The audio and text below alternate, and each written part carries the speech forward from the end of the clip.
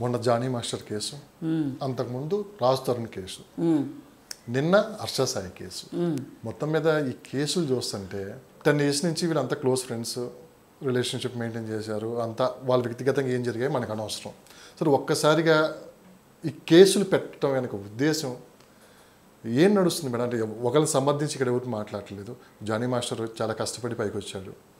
ఒక అవార్డు కూడా వచ్చింది ఆయనకి. రీసెంట్గా అవార్డు తీసుకోవడానికి బెయిల్ కూడా ఎమ్మెల్యే ఆయనకి ఇవ్వటం కూడా జరిగింది. సో రాజ్ తరుణ్ కూడా ఎక్కడో షార్ట్ ఫిల్మ్ దగ్గర నుంచి హీరో అయిపోయాడు. తర్వాత ఏం జరిగిందో అనేది మనం చూసాము. హర్ష సాయి సోషల్ మీడియాలో చాలా యాక్టివ్గా ఉండి హెల్ప్ చేస్తాడని చెప్పి చాలా రూమర్స్ ఉన్నాయి. అయిన తర్వాత విషయం ఏంటి మేడం, ఏం జరుగుతుంది? వీళ్ళందరూ ఈ కేసులు మూడు విభిన్నమైన కేసులు. ఒక కేసుని ఒక కేసుతో కంపేర్ చేయడానికి వీల్లేదు. కాకపోతే కేసులు పెట్టి కంప్లైంట్ ఒకటే.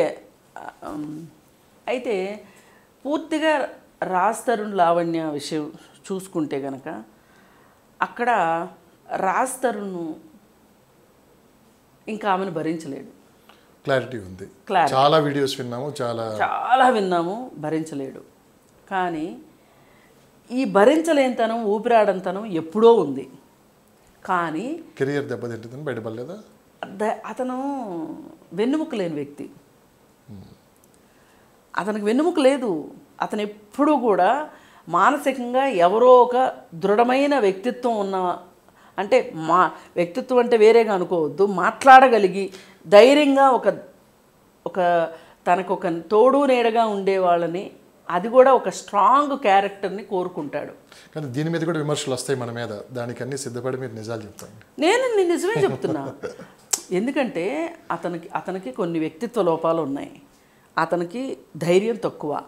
అతను ఎప్పుడూ ఎవరో ఒకళ్ళ మీద ఆధారపడి మనస్తత్వం. అది లావణ్య బాగా క్యాష్ చేసుకుంది.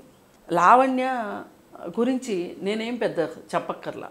ఎందుకంటే ఒక పక్క రాజ్ తరుణ్తో సహజీవనం అంటూనే ఇంకో పక్క వేరే వాళ్ళతోటి ప్రేమాయణాలు, వాళ్ళు పెళ్లి చేసుకోవట్లేదని వాళ్ళ మీద కేసులు పెట్టటాలు, ఇది ఏమాత్రం పొసిగే విషయం కాదు. సో ఆ కేసులన్నీ ఇప్పుడు కోర్టులో నడుస్తున్నాయి. ఎంత నడిచినా అసలు ఎప్పుడో వదిలిపెట్టాలి ఆ అమ్మాయిని. ఏంటి ఈ కేసులు కనుక అసలు ఏం నడుస్తుంది? ఏమీ లేదండి. వాళ్ళకి ఇక కేసు పెట్టడమే, ఇంతకంటే గత్యంతరం లేదనుకున్నప్పుడే కేసు పెడతారు ఎవరైనా. ఎవరు మొదటి రోజో, రెండో రోజో, మూడో రోజో కేసులు పెట్టరండి. తప్పు ఇద్దరు సైడ్ ఉంటుంది. 100% ఇద్దరు అనొద్దు మీరు. ఇద్దరు ఇప్పుడు లావణ్య రాజ్ తరుణ్ కేసు వేరు, జానీ మాస్టర్ ఆ అమ్మాయి కేసు వేరు, ఇది కేసు వేరు. అందుకే నేను ముగ్గురిని ఒక ఘాట కట్టట్లా. కానీ ముగ్గురు ఒకే రకమైన కేసులు పెట్టారు, ఒకే స్టేషన్లో పెట్టారు అనేది చాలామంది అనుకుంటున్నది. కానీ అంతకంటే మార్గం లేదు వాళ్ళకి. ఇప్పుడు ఆ అమ్మాయి మీద అన్ని అభియోగాలు చెప్తున్నాడు రాజ్ తరుణ్. ఇన్ని అభియోగాలు ఉన్న అమ్మాయిని నీ ఇంట్లో ఎందుకు ఉంచుకున్నావు అని అడుగుతున్నారు సింపుల్గా. దానికి అతని దగ్గర సమాధానం లేదు. సరే, ఏది ఏమైనా లావణ్యకి వైపు ఆమె అనుకునే ఫలితాలు వస్తాయని అయితే నేను అనుకోవట్లేదు. అయిపోయింది.